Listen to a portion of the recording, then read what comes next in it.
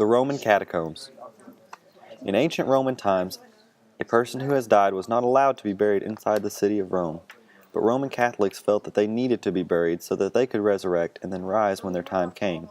However, land was expensive, and only a few wealthy landowning Christians allowed their land to be used as cemeteries. To solve this issue, Christians dug out about 375 miles of tombs and tunnels with gallery networks up to 5 layers into the ground. The 40 or 50 known catacombs are scattered about the underground outside the walls of the ancient city. Here, you could see all of the extensive tunnels and networks in one of the catacombs. The Roman Catholics buried deep into the ground for 2 reasons. 1, to be able to get more mileage out of the land, and 2, to be near martyrs and saints already buried outside of the city. Bodies were wrapped in linen, like that of Jesus Christ, because they thought that the second coming was imminent. This meant that there was no need to embalm the bodies. In the 800s, when barbarians began ransacking the tombs, the relics of saints and martyrs were moved to the safety of churches in the center of the city, and so, for thousands of years, the catacombs were forgotten.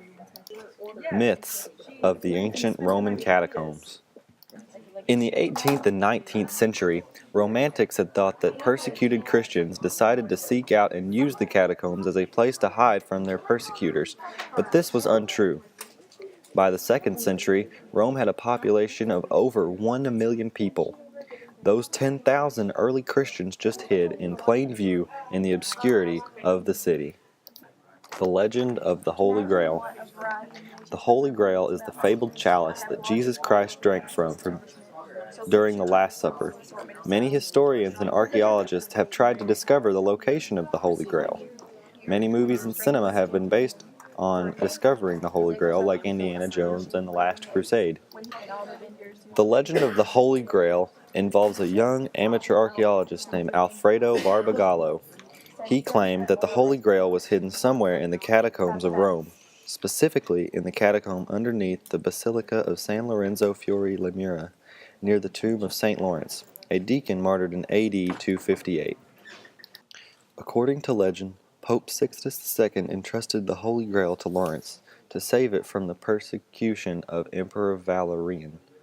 The deacon put the chalice in a safe place, supposedly sent it even to Spain, before he was killed. However, Barbagallo thinks that the Grail never left the walls of the city of Rome. He believes it is currently buried in a tunnel under the basilica dedicated to St. Lawrence. Vatican authorities denied permission to open the catacomb and look for the fabled Holy Grail, claiming that there was no solid evidence behind Barbagallo's claims.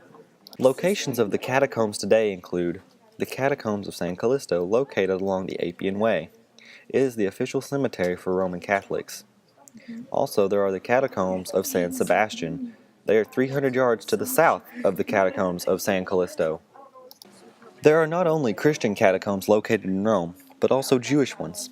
They are much like those of the Christians, except, of course, for the fact that the artwork and inscriptions were characteristically Jewish.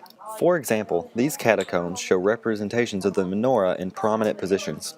The menorah is the 7-armed candelabrum that stood in the Jerusalem temple, used by Jews to count the 8 days of Hanukkah.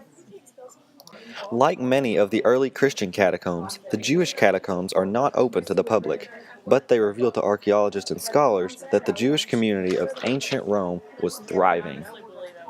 Today, the Roman catacombs are a thriving attraction for tourists and archaeologists alike, and their mysteries and legacies live on to this day.